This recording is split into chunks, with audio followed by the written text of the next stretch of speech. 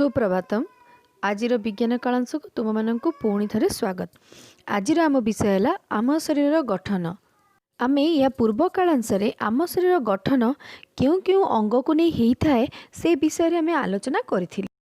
आमे पढ़िथिबा अंग मानकर कार्य विषय आज जानिबा। अस्थि एवं मांसपेशी आम शरीर रे थिली ताहा आमको किभली भाबरे सहाय्य करिदांती आज आमे सेही विषय रे किछि जानिबा।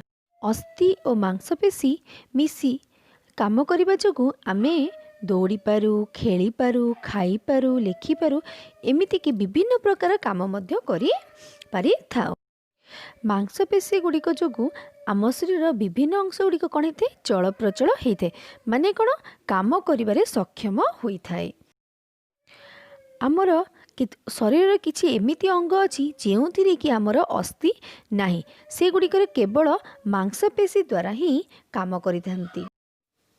देख चक्षु, पाकस्थली, हृत्पिंड ये जो तीनोटी अंग तुम मानक मु देखौछि ये तीनोटी अंगरे कौनसी अस्थि नाही। यह कौन ना केवल मांसपेशी द्वारा ही एमाने काम करि था।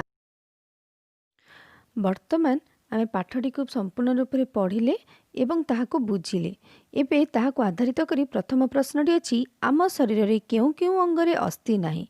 द्वितीय प्रश्न है मांसपेशी गुड़िक आम शरीर विभिन्न अंश को केउ प्रकार काम करांती।